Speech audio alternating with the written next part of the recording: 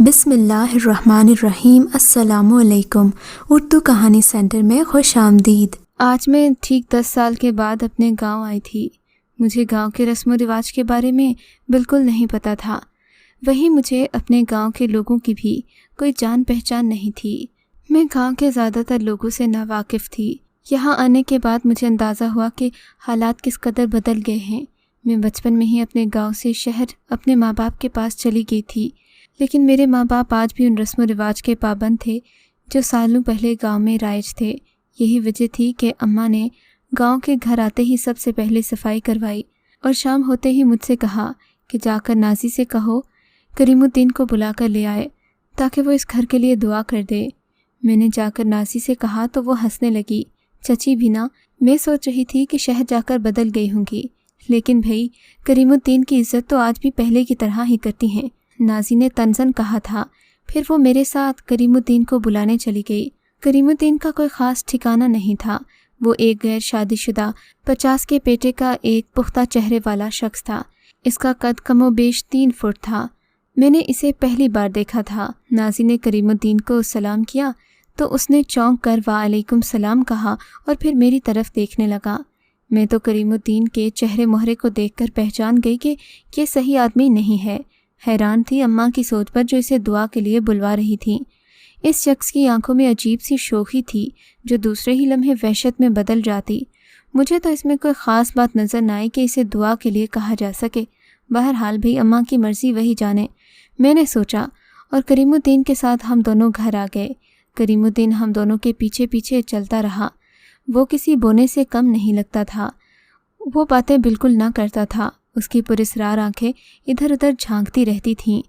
Nazi, میں نے چلتے چلتے کریم الدین کے بارے میں گفتگو چھیڑنا چاہی۔ یہ کریم الدین کی حقیقت کیا ہے؟ میں نے چپکے سے اس کے کان میں سرگوشی کی۔ کریم الدین ہمارے پیچھے پیچھے ہی آ رہا تھا۔ بھائی اس کی کوئی کہانی نہیں ہے، لیکن نہ جانے اس کے پاس کون سی گیدڑ سنگھی ہے کہ گاؤں کی ہر عورت نے اسے سر پر بٹھا رکھا ہے۔ بلا جھجک یہ کسی کے بھی گھر چلا جاتا ہے اور گاؤں کی عورتیں اس کے آگے اپنا دامن بچھاتی ہیں، اسے پسندیدہ کھانے کھلاتی ہیں، اس کی تقریباً ہر بات مانی جاتی ہے۔ وہ تو اسے کوئی پہنچا ہوا بزرگ مانتی ہیں۔ نازی نے بلا تکان کہا تو میں گاؤں کی عورتوں کی ذہنیت پر افسوس کرتی رہ گئی۔ مگر نازی، کچھ تو بات ہوگی اس میں جو گاؤں کی عورتیں اسے اتنی عزت دیتی ہیں، میں نے پرسوچ انداز میں کہا۔ اوہو، تم کیوں اس کے پیچھے پڑ گئی ہو؟ بس جو چچی نے کہا ہے وہی کرو نا۔ ویسے بھی یہ تو گھر آتا ہے، کھانا کھا کر چلا جاتا ہے، بیچارہ ہمیں کچھ نہیں کہتا، نازی نے بے نیازی سے کہا۔ میں نے بھی سوچا چلو جانے دو، اماں نے بلایا ہے وہی جانے، لیکن گھر پہنچ کر کریم الدین نے دعا کے لیے ہاتھ اٹھائے تو میں اسے دیکھتی ہی رہ گئی۔ اس کی نظروں میں عجیب بے باکی اور بے شرمی تھی۔ وہ مجھے یوں گھور رہا تھا جیسے پہلی بار کسی لڑکی کو دیکھا ہو۔ میں سوچنے لگی اسے بدگماش لوگوں کو نہ جانے اماں کیوں گھر بلاتی ہیں۔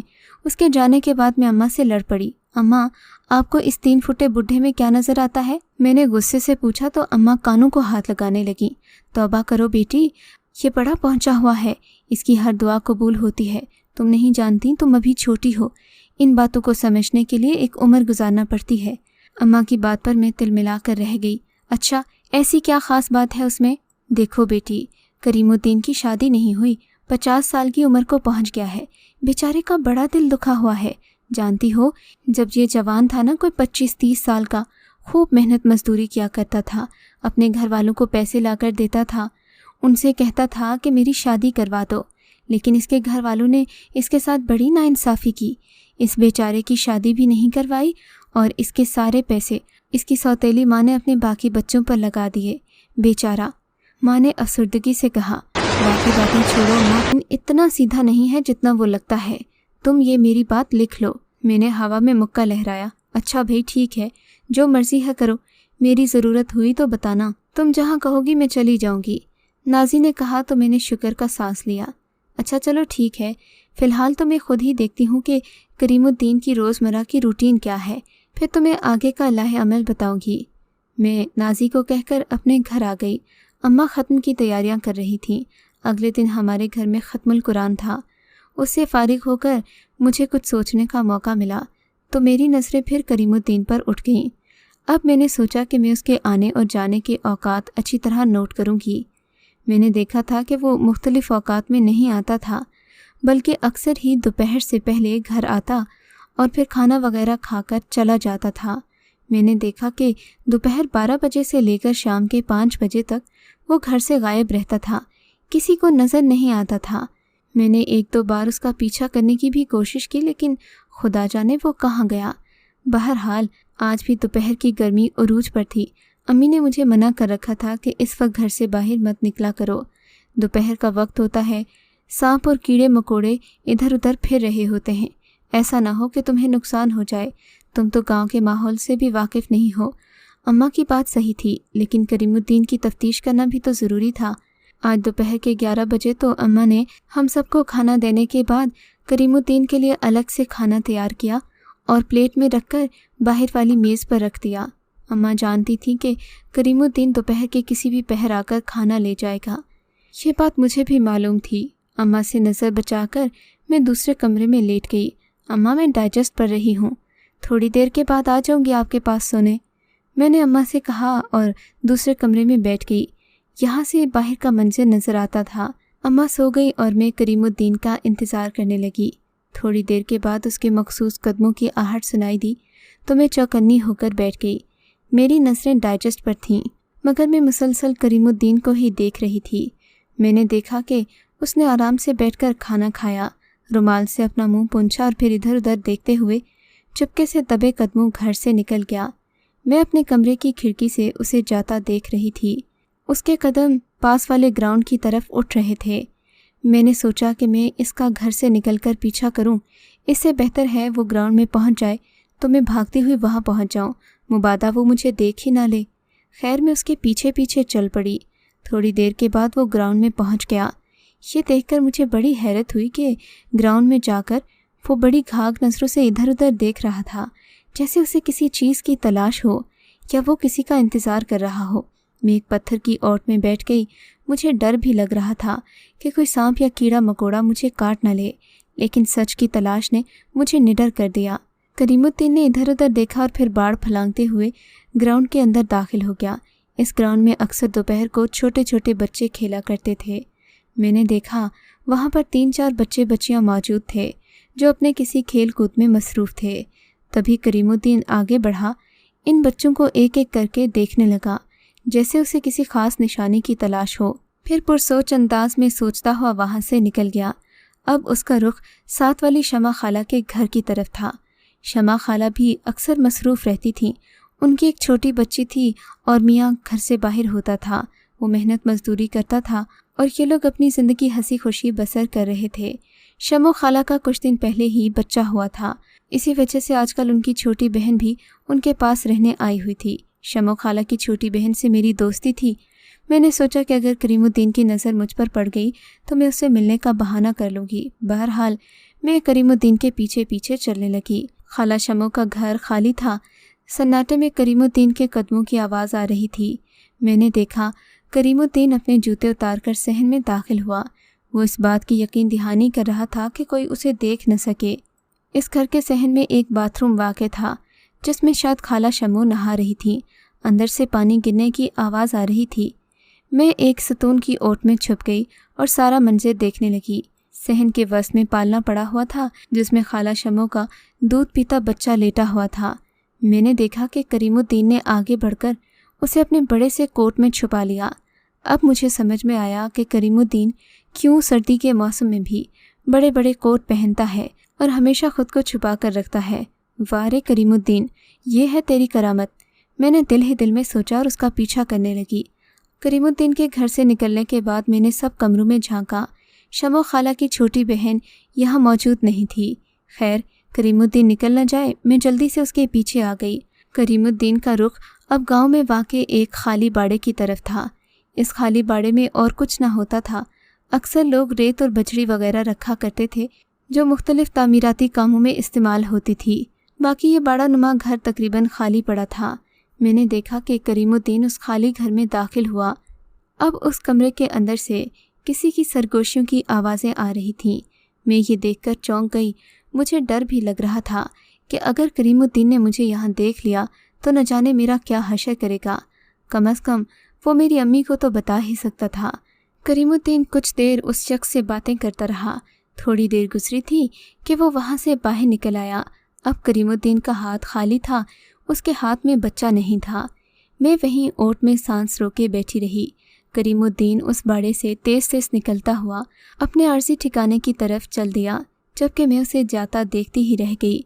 थोड़ी ही देर के बाद वो आदमी भी उस बाड़े से निकला और अपने घर की राह ली। मैं उस आदमी को पहचानती नहीं थी, इसीलिए उसका चेहरा भी सही तरह से नहीं देखा, न याद रखा।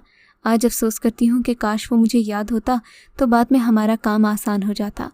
खैर, मैंने इस बात का जिक्र किसी से नहीं किया। मैं देखना चाहती थी कि आगे क्या होता है। तकरीबन शाम के 5 बजे थे कि पूरे गांव में कोहराम मच गया। खाला शमो का बच्चा कोई उठा कर ले गया। हर जुबान पर यही तस्करा था। खाला शमो का तो रो रो कर बुरा हाल था। वो अपनी बहन को कोस रही थीं कि जब मैं नहाने गई तो तुमने पालने में पड़े बच्चे का ख्याल क्यों न किया।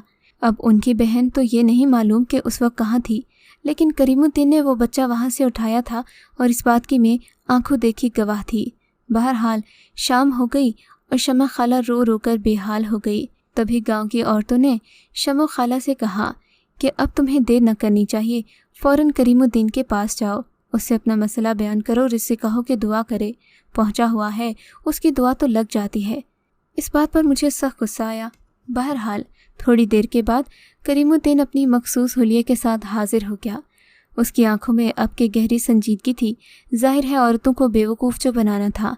उसने दुआ के लिए हाथ उठाए और फ़िज़ा में हाथ बुलंद करते ही गोया हुआ, आ जाएगा आधे घंटे में। मैं देख रही थी कि उसकी आंखों का रुख सामने खड़े अब्दुल को कुछ कह रहा था। ये वही अब्दुल था जिसे मैंने दोपहर के वक्त उस बाड़े से निकलते देखा था।